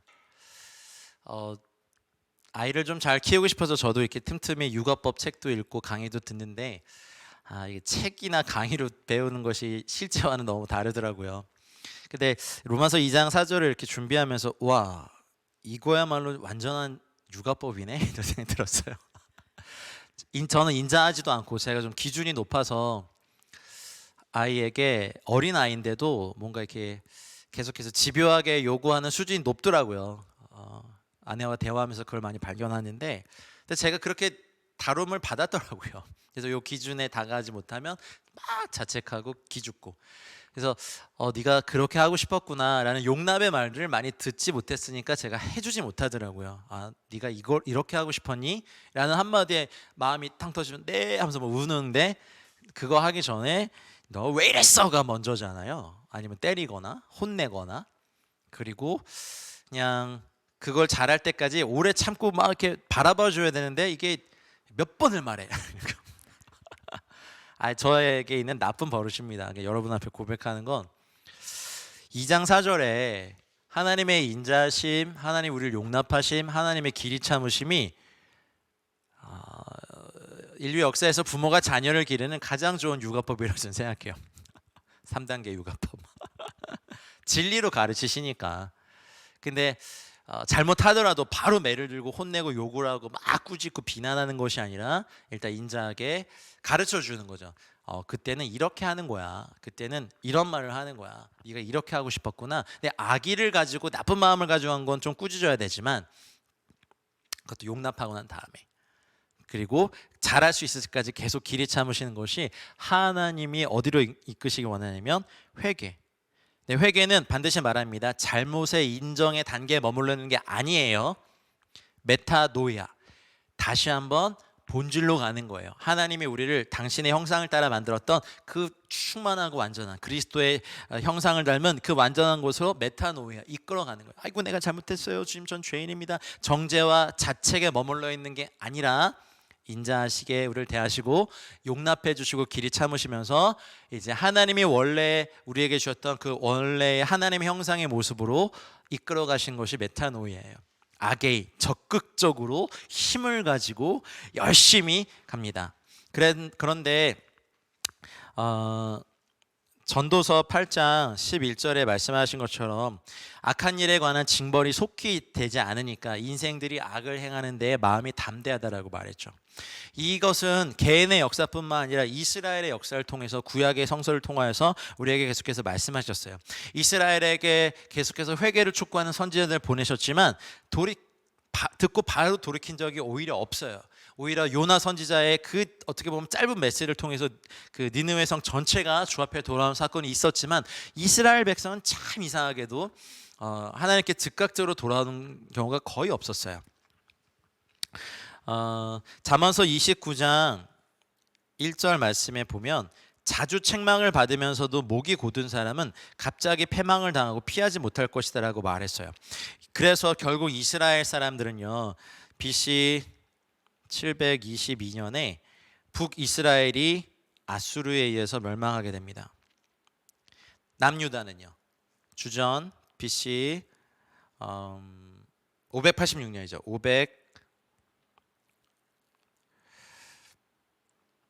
586년에 바벨론 왕 느부갓네살 왕에 의해서 멸망당하고, 거기에 보면 그 백성들 다수가 이렇게 엉덩이 볼기를 드러내는 수치를 당하면서 바벨론의 포로를 잡혀가죠.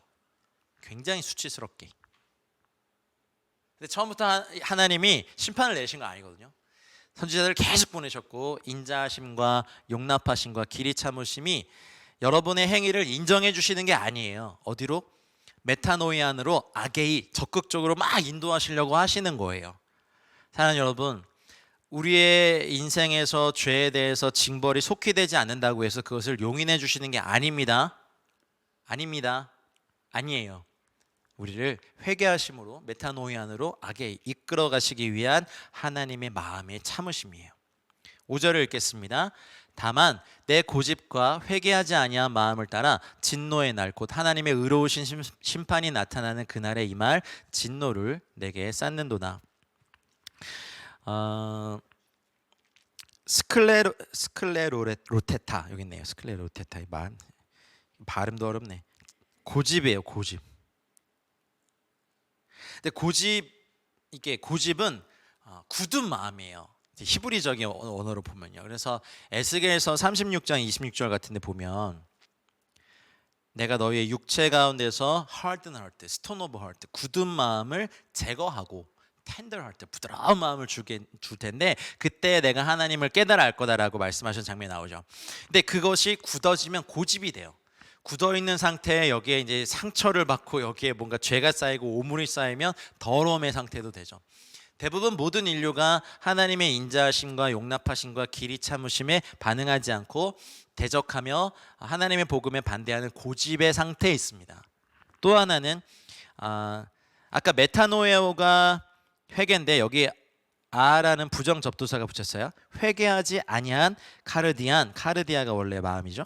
회개하지 아니한 마음을 따라서, 여기 카타 뭐뭇을 따라서, 아까 카타 알레데이 안 나왔죠? 진리를 따라한 것처럼 고집과, 첫 번째 고집과 두 번째 카이는 그리고니까 메타노에톤 카르디안, 회개하지 아니한 마음을 따라서. 결국에는 우리 앞서에서 봤죠. 그러므로 하나님께서 그들을 그 상실한 마음대로 내어버려 두신 거죠. 그 상실한 마음의 내용에 고집이 있어요. 아주 끈질기게 영적으로 경화되거나 딱딱하게 굳어버린 상태죠. 그것을 따라서 이게 집행이 유보되면서 뭐가 됐냐면 진노의 날, 여기 보면 헤메라 오르게스, 하나님의 진노의 날은요, 주님이 다시 오시는 바로 그 날이에요.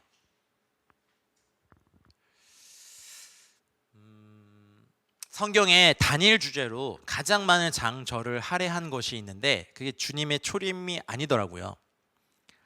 많이 다려졌지만 마지막에 온 인류의 마지막을 끝내시게 될 헤메라 오르게스, 진노의 날, 또 Day of the Lord, 주님의 날, 또 분노의 날, 이렇게 말해요. 그래서 역사상 주님께서 재림하실 때 이 모든 인류에 대해서 심판하신 날이에요. 예전에 학자들이 그 모형을 AD 70년에 로마의 티투스 장군에 의해서 예루살렘이 포위돼서 함락되었을 때 식량이 끊기고 물이 끊기니까 자기 자녀를 잡아먹고 어마어마한 수가 학살되고 예루살렘이 결국 멸망하고 이스라엘 백성이 그때부터 2000년 동안 디아스포라 민족이 됐죠. 그래서 그때를 진노의 날이라고 해석한 날이 있었지만 아니에요. 이제 그것도 예시였지만 이제 마지막 때 주님이 다시 오셔서 세상을 심판하실 바로 그때를 위해서 임할 진노를 쌓게 되는 거예요. 로마서 이제 요 다음 절에 보면 2장 6절에 보면 각 사람의 그 행한 대로 보응하실 것입니다. 주님을 위해서 한 사람 보상은 영생이지만 불의에 대한 형벌은 진노일 것입니다.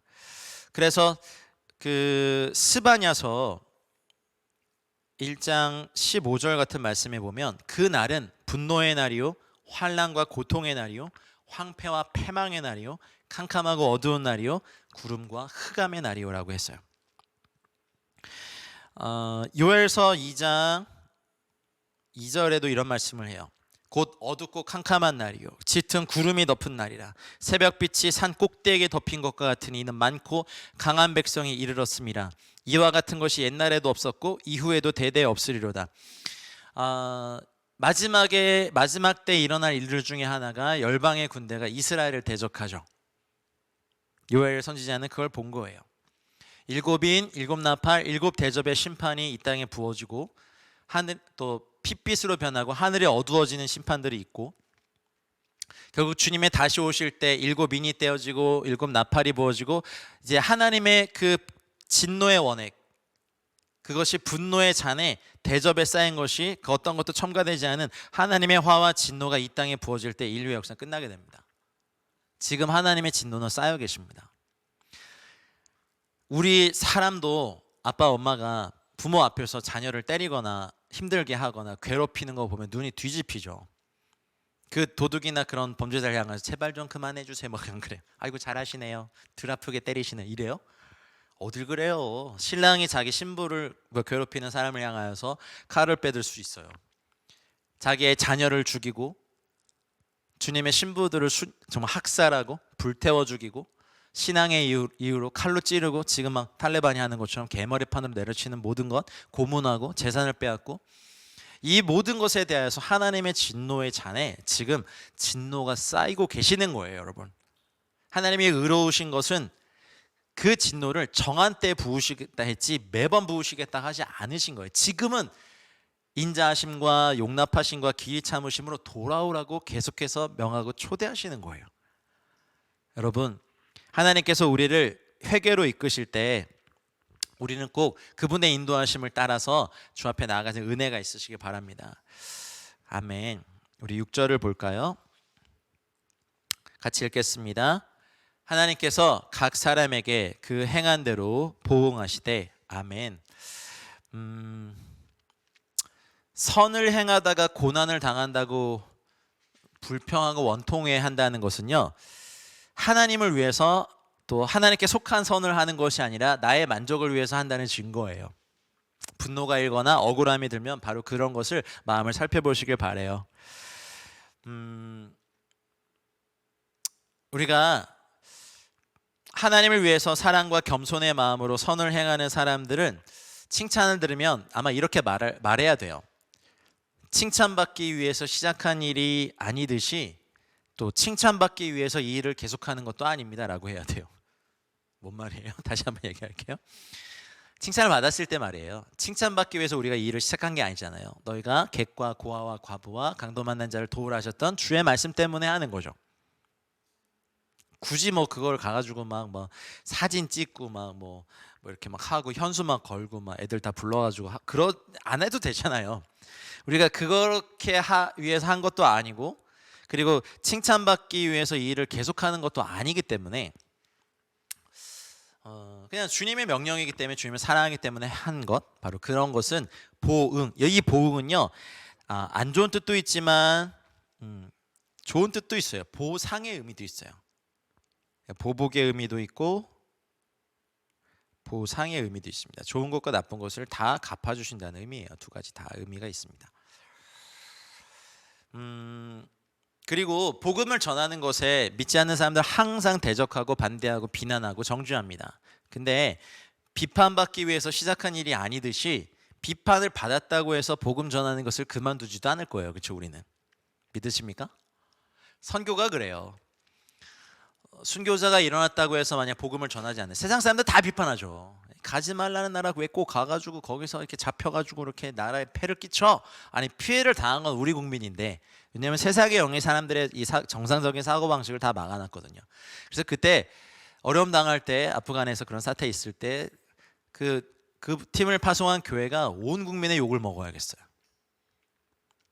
근데 비판을 받았다고 해서 우리가 땅끝까지 주님의 복음 증거하는 일 멈춰야 됩니까? 아니에요. 우리는 우리를 심판하시고 우리를 위해서 하실 수 있는 유일한 분의 판단과 보상, 보응을 기다려야 돼요. 그래서 하나님의 선한 목적을 위해 하는 것들이 항상 사람들의 박수는 받지 않습니다. 왜냐하면 세상의 미혹의 영이 예수 그리스도의 그 참된 빛을 막고 있기 때문에. 선한 일을 해주는 것, 그리고 여러분 교회가 굉장히 선한 일 많이 해요. 사실은 불교보다 더 많이 해요. 근데 불교는 언론 플레이를 참 잘해요. 그리고 들은 말이 있어요. 그리고 그 접대를 주로 하는 그 스님들이 계시더라고요. 기자들 쫙 불러가지고 고급 살롱에서 이렇게 쫙 대접하고 이렇게 봉투 딱 주면서 스님도 한 잔, 제가 불제자라 술을 먹지 않습니다 하면서 이렇게. 근데 우리 기독교는 참 그런 거 못해. 근데 우리 미디어의 주목을 받으려고 하는 것도 아니고 비판받았다고 해서 안 할 것도 아니잖아요. 이 말 잘 묵상해 보시기 바랍니다. 칭찬받기 위해서 무슨 일을 기획하시지 마시고요. 비판받았다고 해서 복음의 일을 놓지도 마십시다. 하나님께서 각 사람에게 그 행한 대로 보상해 주시고 보응해 주실 날이 있습니다. 우리는 영원을 위해서 진노를 쌓는 것이 아니라 우리의 보화를 하늘에 쌓고 영원한 상급을 위해 달려가는 사람들이지 이 땅에서 상급을 누리는 사람들 아닙니다. 축복합니다, 여러분. 여기에 몇 가지 근거 말씀을 들어드릴게요. 시편 62편 12절 말씀처럼 주여 인자함은 주께 속하오니 주께서 각 사람의 행한 대로 갚으심이니이다. 기대되시죠, 여러분? 마태복음 16장 27절 말씀처럼 인자가 아버지의 영광으로 그 천사들과 함께 오리니 그때 각 사람이 행한 대로 갚으리라. 아멘. 저도 그래서 열심을 내고 있습니다. 여러분도 열심을 내십시오. 하나님을 위해서. 고린도 후서 5장 10절 말씀에 이는 우리가 다 반드시 그리스도의 심판대 앞에 나타나게 되어 각각 선악간에 그 몸으로 행한 것을 따라 받으려 함이라. 여러분 선의 상급을 받으십시오. 밝음과 빛의 상급을 받으십시오. 계시록 22장 12절도 그래요. 보라 내가 속히 오리니 내가 줄 상이 내게 있어 각 사람이 그가 행한 대로 갚아주리라. 아멘. 하나님께서 외모로 사람 취하지 아니하십니다. 직급으로 사람 취하지 아니하십니다. 참고 선을 행하여 주님을 위해 산 사람들에게 보상하십니다. 7절 말씀 볼까요? 같이 읽겠습니다. 참고 선을 행하여 영광과 존귀와 썩지 아니함을 구하는 자에게는 영생으로 하시고. 저와 여러분들 되시길 원합니다. 참고 선을 행한다는 건 참는 것이 저는 가장 큰 능력이라고 생각해요. 지혜 주실 수도 있지만 지혜로만 할 수 있는 지혜가 할 수 있는 영역이 있지만 참고 인내로 해야 되는 것이 사역의 대부분이더라고요. 말씀의 씨앗을 뿌리고 그 씨앗이 그분 안에서 자라도록 물 주고 바라봐주고 가지쳐주고 함께 막 격려해 주는 것이 사역자의 일일진데 결국 모든 사역의 가장 많은 부분은 어떻게 보면 지루할 것 같은 의미 없는 것 같은 시간들을 참고 견디며 같이 해주는 그런 것이 아닐까라는 것을 사실 요즘은 좀 깨닫게 됩니다. 구호를 외치고 사람들 동원하고 어떤 운동을 하는 것도 물론 뭐 임팩트는 있지만 결국에는 사람 안에 뿌려진 하나님의 말씀이 자라고 그분에게 열매 맺고 그 가정에 열매 맺고 그 가문에 열매 맺어서 그 사람들이 하나님의 말씀을 따라 살아갈 수 있는 힘이 생겼을 때가 정말 열매가 생기더라고요. 그러려면 참아야 되더라고요. 그 긴 시간 어떨 땐 재미있지만 어떨 땐 또 되게 재미없어요. 어떨 땐 또 영광스럽지만 어떨 때는 아무런 의미가 없는 것 같이 느껴질 때도 참고 선을 행해야 돼요. 우리 자녀를 길러보신 분 알잖아요. 어떨 땐 정말 자랑스럽다가도 어떨 때는 어이구 저게 언제 사람 되나 그러고 어떨 때는 꼭 지압이 닮아가지고 이러고. 근데 교회도 그래요. 좀 그런 게 아직 개척한 지 얼마 안 돼서 아직 미숙한 교회들이 있고 또 오래된 교회들의 어떤 성숙함은 있지만 또 활기 없음도 보고. 그러나 그 모든 것에 우리가 참고 선을 행하고 때를 어떤지 못 어떤지 해야 될 복음의 일들이 있고 객과 고아와 과부와 강도만한 자를 도와야 되는 우리의 열심이 있을 줄 믿습니다. 그런 사람들은 뭐를 추구합니까? 여기 보면 독산 영광을, 이게 이제 목적격이기 때문에 그래요. 독사가 원래 그 영광이잖아요. 뱀이 아니라 그냥 음가가 그래요. 독산 이게 영광이고 그다음 여기 또 있네. 존귀 티맴. 여러분 그 장교들 군대 장교들이 품위 유지비 같은 거 나와요. 그래서 그 또 장교들 처벌할 때 장교의 품위를 지키지 못했을 때 처벌이 돼요. 근데 그게 뭔지는 잘 모르겠는데 어쨌든 주님을 따르는 분들에게는 영광과 또 존귀를 구합니다. 근데 영광과 존귀는 우리 주님께 있죠. 아멘. 그리고 썩지 아니함을 구하는 거. 예. 썩지 아니하는 거 뭐가 있을까요? 하나님의 말씀이 썩지 않고요. 우리 육체도 썩고 물론 다시 부활하지만 진리는 썩지 않고 하나님의 영광, 존귀, 하나님 나라 썩지 않습니다. 명품백도 썩습니다. 자동차도 썩습니다. 건물도요 몇십 년 지나면 썩잖아요. 왜들 그렇게 썩을 것을 구하는지 모르겠습니다. 화폐 가치도 떨어지고 건물의 가치도 떨어지고. 근데 우리가 구할 것은 영광과 존귀와 썩지 아니함 하나님 나라를 구하고, 여기 보면 굉장히 좋은 단어예요. 조엔 아이조니온. 이 조에가 원래 그 생명이거든요. 여기 이터널 아이오니온, 영원한 생명. 그걸 뭐라고 합니까? 영생입니다. 와우. 주님을 모르는 사람들도 영원히 삽니다. 단지 지옥에서 영원히 삽니다. 참고 선을 행하여 영광과 존귀와 썩지 아니함을 구하는 저희들에게는 영생으로 주님께서 보응해 주십니다. 이게 얼마나 멋진 복음입니까? 본질상 진노의 자녀였던 저희들이요. 자, 8절 계신 자리에서 같이 읽어보겠습니다. 오직 당을 지어 진리를 따르지 아니하고 불의를 따르는 자에게는 진노와 분노로 하시리라 하셨습니다. 역시 여기 좀 보셔야 될 것이 엑스 에르데이아스 이게 있거든요. 근데 그 당을 지어라고 이제 해석을 했는데, 여기 조금 이제 해석을 좀 보셔야 될 게 있어요. 여기 에리데이아라고 하는 것이 이제 정당히 이제 페이를 하고 뭐라고 할까요? 보수를 받고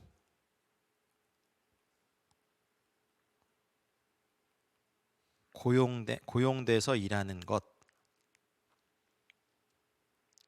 고용되어 일하는 사람, 뭐 이런 이런 뜻이 있어요. 보수를 받고 고용되어 일하는 것. 그래서 헬라어는 이제 에리도스에서 파생되었는데, 이게 이제 사실은 본절은요.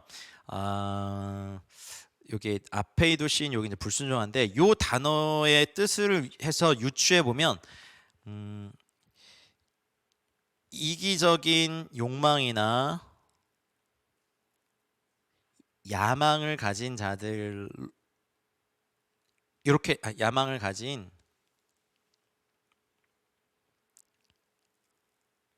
자들이에요. 그리고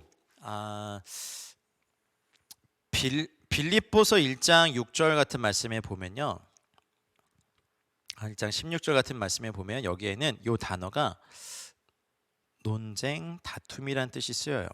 제가 왜 이렇게 드리냐면, 그 여기에서 나온 그 엑스 에리데이아스라고 하는 이 단어를 할 때 이기적인 욕망을 따라 논쟁에 가담하는 자들이란 뜻이에요. 그러니까 자신의 욕망을 따라 하는, 그 교회가 분열이 사실 한국이 참 많이 되잖아요. 분열될 때 이제 어떤 이제 일이 기폭제가 됐겠죠. 뭐 어떤 잘못에 대해서 막 비난하고 비판하면서 이제 당을 지어서 이제 교인들이 다 우르르 나갈 때, 나가기 전에 교회 나오면서 그 교회 리더십들하고 지분을 달라고 요구하는 것들, 옳다고 자기들이 주장했지만 결국에 자신들의 욕망을 발휘할 수밖에 없었던 것이 사실 당을 지어 진리를 따르지 않는 거예요. 그렇다면 남아있는 게 진리냐? 아니요, 그것도 아니겠죠. 근데 이거 한번 아셔야 돼요.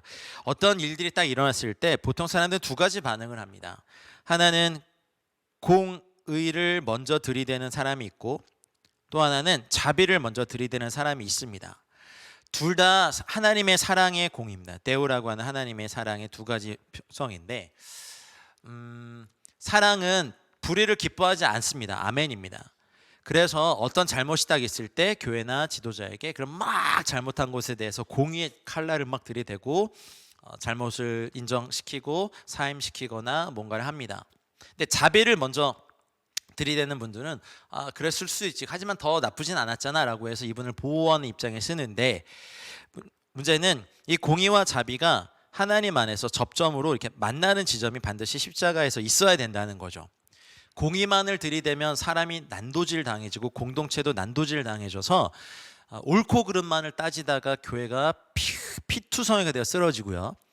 자비만을 강조해서 공의의 부분을 언급하지 않고 하지 않으면 그 공동체는 부패되어 썩게 됩니다. 둘 다 마찬가지, 둘 다 안 좋게 됩니다. 그래서 공의로 시작해도 자비와 만나야 되고 자비로 시작해도 공의와 만나야 됩니다. 어느 쪽이 절대적으로 옳다라고 얘기하는 게 아니에요. 자비만을 따르는 사람들은 진리를 따르지 않는 경우에 갈 수도 있어요. 왜냐하면 사랑은 불의를 기뻐하지 않거든요. 그럼 잘못된 부분에 대해서는 이제 개선하고 교정받고 어쩌면 이제 다시 한번 기회를 줄 수 있는 어떠한 것이 있어야 되는데 다 덮고 가자 그러면요 결국 부패해서 아무것도 못해요. 썩어버린다고요. 음식 못 먹어요. 반대로 공의를 들이대서 처음부터 무차별하게 난도질해서 하면 시원한 감은 있지만 재생이 불가해져요. 재기하는 것이 안 된다고요. 좀 지혜롭게 들으시길 바랍니다. 어떤 영역도 당을 지어 진리를 따르지 않는, 뭐냐면 공의도 사랑이라는 칼날에 자비의 칼날에 담기지 아니하면 오히려 멸망시키는 도구가 되고, 자비도 공의라는 칼을 휘두르지 않으면 부패로 말미암아 공동체를 망하게 한다는 거죠. 당을 지어 진리를 따르지 아니하고 불의를 따른다는 건 저는 이렇게 좀 해석을 드리고 싶어요. 그들에겐 어떻게 하십니까? 하나님이 진노와 분노로 하시리라. 오늘 말씀을 좀 마치고 싶습니다. 여러분, 모든 사람이 죄 아래 있고 모든 인류가 하나님의 진노의 대상이었다가 예수님의 십자가의 복음으로 말미암아 저 앞에 돌아왔습니다. 우리는 남을 판단하기에 앞서 우리 자신을 판단해야 하고 하나님의 말씀에 비추어서 진리의 편에 서서 진리와 함께 기뻐하는 저희들 되게 원합니다. 그래서 날마다 고집과 회개하지 아니하는 마음이 아니라 회개하고 진리를 따르는 열심을 따라서 하나님 편에 서시길 바랍니다. 그런 사람에게는 영광과 존귀와 썩지 아니함을 구하고 그리고 영생으로 하신다고 하셨습니다. 당을 지어 진리를 따르지 아니하고 불의를 따르는 자에게는 진노와 분노로 하시니 우리는 두려운 마음으로 이 말씀 앞에 서야 될 줄 믿습니다. 긴 시간 수고하셨습니다. 제가 기도하고 마치겠습니다. 사랑하는 주 예수님, 말씀의 주인이신 주님, 로마서 2장 1절로 8절 8절의 말씀이지만 저희가 두려운 마음으로 긴 시간 함께 하였습니다. 하나님의 말씀 우리 가운데 심어주시고 남을 판단하며 같은 일을 행하는 어리석은 사람이 아니라 하나님 회개함과 참고 선을 행하여 영광과 존귀와 썩지 아니하는 것을 구하는 저희 모든 성도님들 되게 하셔서 우리에게 영생으로 보답하여 주시옵소서. 주님이 다시 오실 때 각 사람이 행한 대로 보응하시고 상을 주시는 주님의 말씀을 믿사오니 하나님 우리가 이 말씀 위에 진리 위에 서게 하여 주시옵소서. 감사와 찬양과 사랑과 영광을 올려드리며 이 모든 말씀 우리 주 예수 그리스도 이름으로 기도하였습니다. 아멘.